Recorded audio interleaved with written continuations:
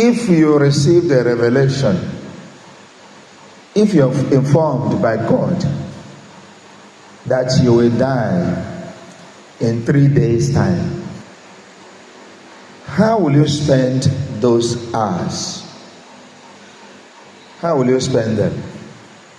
Somebody may say, I will just go to the chapel and remain there. Maybe it's one of the options. Another option may be, I will begin to go to those that have been having issues with misunderstanding and settle my affairs with them so that I will have a clean conscience as I prepare to die. Another person may also say, I will call my children, I will call my relations and read my will. Make sure that I hand over properly before I die. The painful aspect for the believer will be that after our sacrifices in this world, after our toil, after rejecting the company of the wicked, after rejecting sin, we still find ourselves that day missing out, that day losing out because of lack of constancy. It's not about waking up at the moment you are informed that you will die in 3 days' time and begin to arrange your affairs and begin to put things in order.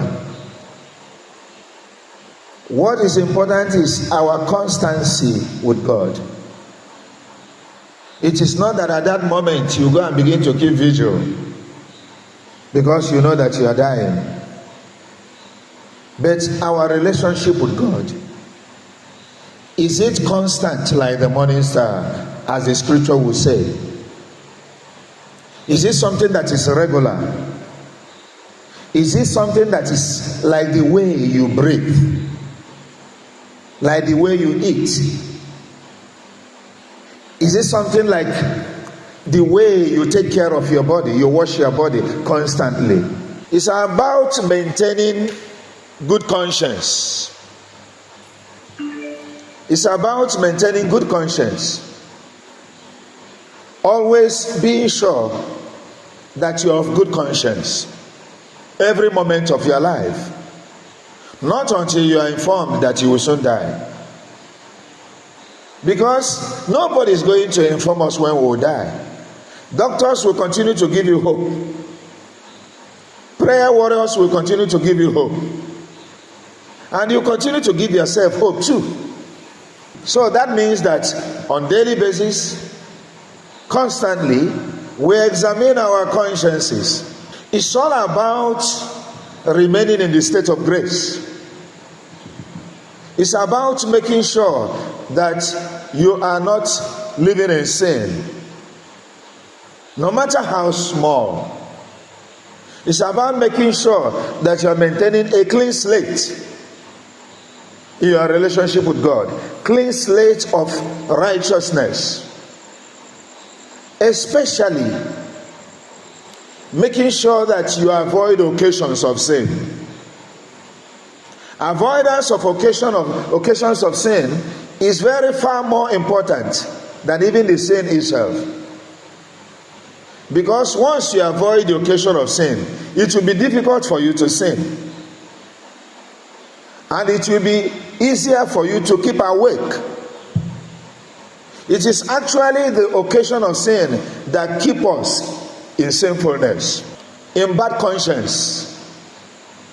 It's occasion of sin that make us not to enjoy state of grace. How can we maintain a clean conscience, remain in state of grace, when we are always interacting with the material world, a world that is not immediately clean, with environments that are not clean enough for us? How can one maintain a clean conscience? How can one live above sin in this kind of environment? But then you might be asking yourself, is it really possible for me to be ready when that hour comes? As much as we can detach ourselves, the better for us in preparation for that day. As much as we can detach ourselves.